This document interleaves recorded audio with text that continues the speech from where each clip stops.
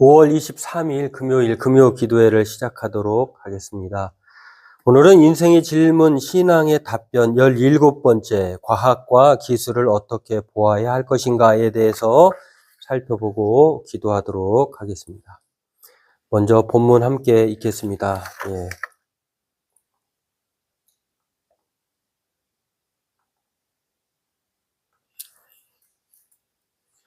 오늘 본문은 구약성경 1장, 창세기 1장 27절, 28절 말씀입니다. 우리 같이 읽도록 하겠습니다. 함께 같이 읽겠습니다. 하나님이 자기 형상, 곧 하나님의 형상대로 사람을 창조하시되 남자와 여자를 창조하시고 하나님이 그들에게 복을 주시며 하나님이 그들에게 이르시되 생육하고 번성하여 땅에 충만하라.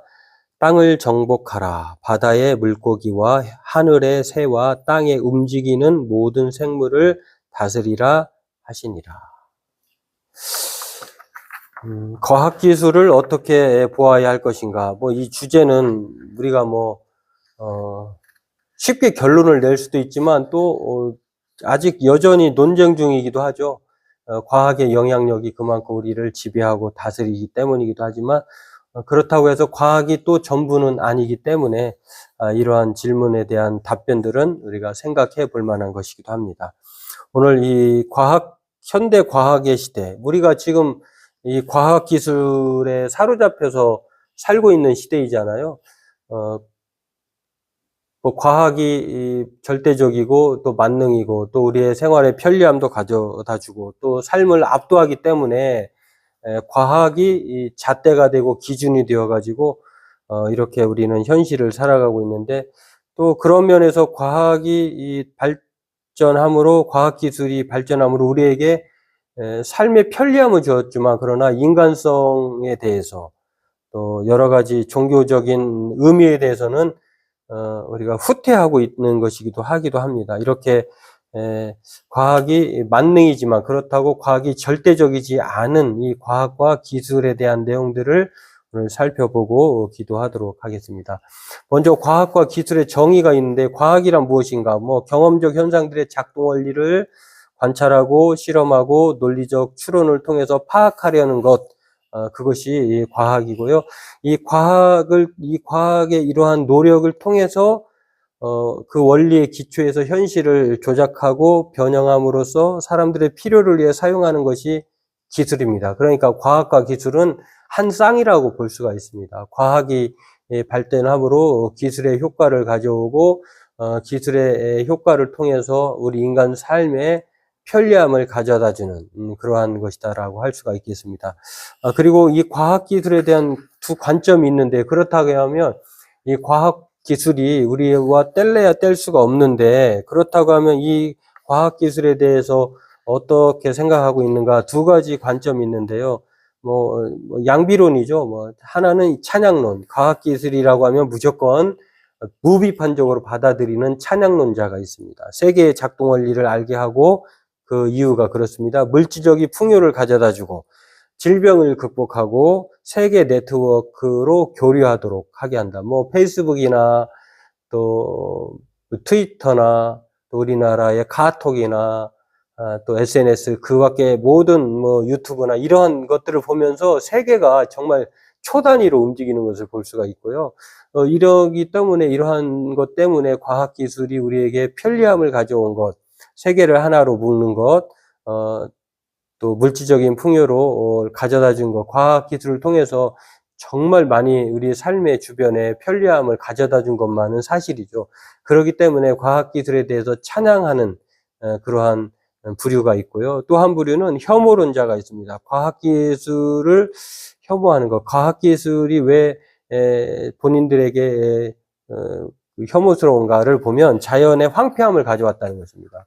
과학기술의 발전으로 인하여서 이제 산림지가 바로 개간이 되고 또 산이 뚫어지고 또 인간의 그 활동 반경이 넓어지는 아파트가 지어지고 이런 거죠. 자연의 황폐를 가져왔다는 것입니다. 또 그것은 인간의 탐욕의 공급처로 전락했다라고 하는 것입니다.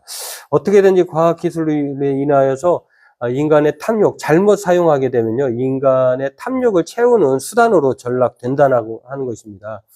어떻게든지 뭐 다른 사람의 보이시피싱 같은 거, 뭐 그리고 또 스팸 메일 같은 거, 또 해킹해가지고 우리의 그 정보가 다 빠져나가서 그 범죄에 사용된다고 하는 것. 그리고 첨단 무기로 인명살상이 이루어진다라고 하는 것. 뭐 이런 것들 보면은 자연의 황폐, 인간 탐욕의 공급처, 또 인간의 소외를 가져왔다. 요즘에는 1인 가구가 많잖아요. 그럼에도 불구하고 전혀 같이 서로 불필요하게 관계를 형성하고 싶어 하지 않는 것도 이 과학기술의 발전의 한 단점이기도 합니다. 그래서 혐오론자들은 이렇게 생각을 하고 있는 것이 볼 수가 있고요. 세 번째로는 과학과 기술의 한계가 있다라고 하는 것입니다. 그럼에도 불구하고 과학기술의 한계가 있는데 인간 삶의 근본적인 질문에 대답할 수 없다는 것입니다. 보이는 것, 또 증명되는 것, 이걸로만 이 세상을 파악할 수 없는 거죠. 우리가 보이지 않는 영적 세계, 이것은 과학기술로 판단할 수 없고 재단할 수 없죠. 그 인간 삶의 근본에 대해서 질문에 대한 답을 할 수 없는 게 과학기술의 한계이고요. 또 도달할 수 없는 영역이 있다라고 하는 것입니다. 바로 과학기술은 뭐 관찰하고 예측하고 가설하고 실험하고 입증하고 응용하는 과정을 통해 이루어지는데 그럼에도 불구하고 하나님에 대해서, 인간 영혼에 대해서, 내세에 대해서, 이 초월적인 것에 대해서는 이 과학기술이 대답을 할 수 없다라고 하는 것입니다. 실제적인 것들이 아니기 때문에 그렇죠. 영적인 것들이기 때문에 그렇고, 그러한 면에서 이 과학기술의 한계가 있다라고 하는 것입니다. 그러면 이 성경이 보는 과학기술은 어떨까요?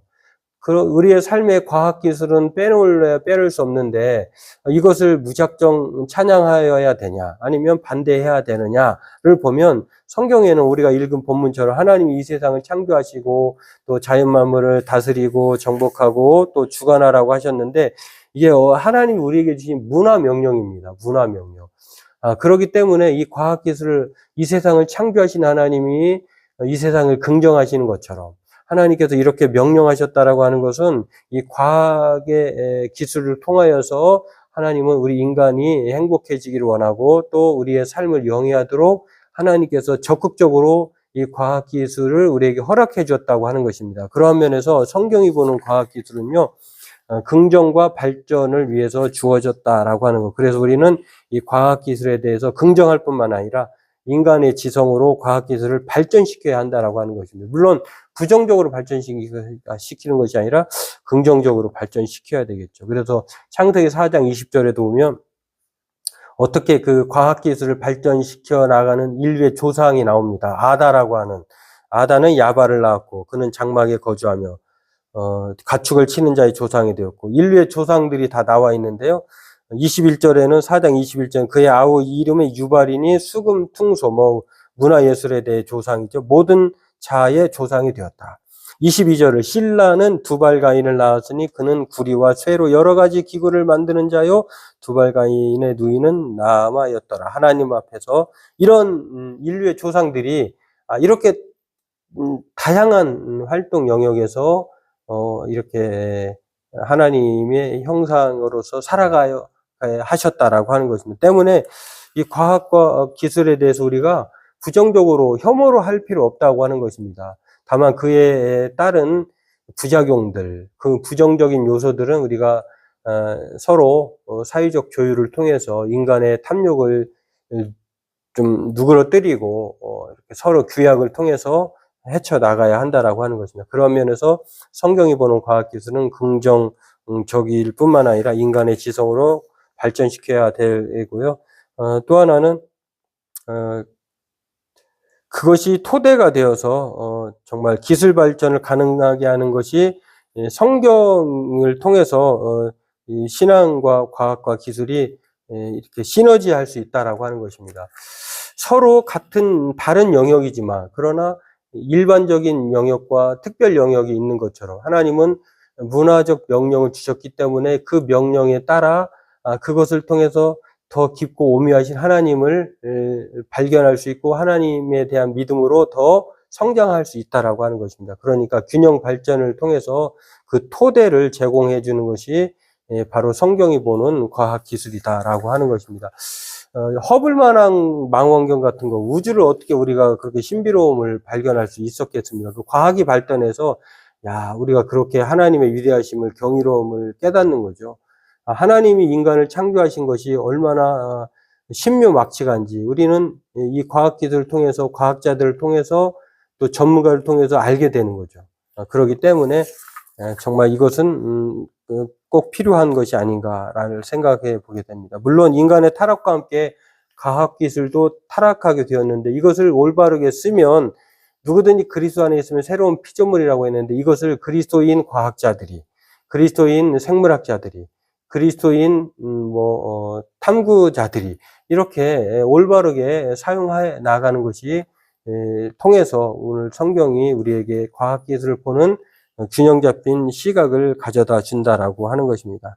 바라기는 오늘 저와 여러분들도 이것을 생각하면서 과학기술에 대한 자율성과 독립성을 인정하면서도 상호 보완적 관계의 협력의 관계를 통해서 우리가 신앙인으로서도 꼭 우리에게 필요한 것이다라고 하는 것을 우리는 늘 생각하면서 오늘 과학과 기독교 신앙에 대한 바른 시각을 우리가 갖게 해달라고, 무조건적으로 혐오하지도 무조건적으로도 또 찬양하지도 않는 하나님의 테두리 안에서, 하나님의 주권 안에서 이걸 잘 승화시켜야 한다라고 하는 것입니다. 그리고 우리 인생의 근본 문제를 과학이 아닌 성경에서 우리 하나님에게서 답을 찾는 우리가 되어야 한다라고 하는 것을 기억하면서, 과학이 부정하니 하나님을 부정한 이것이 아니라 과학의 영역은 과학의 영역이지만 하나님은 모든 영역을 다스리는 최종 주권자다라고 하는 것을 생각하면서 오늘 이 두 가지를 오늘 말씀을 통해서 생각하고 우리 각자 기도하도록 하겠습니다. 기도하겠습니다.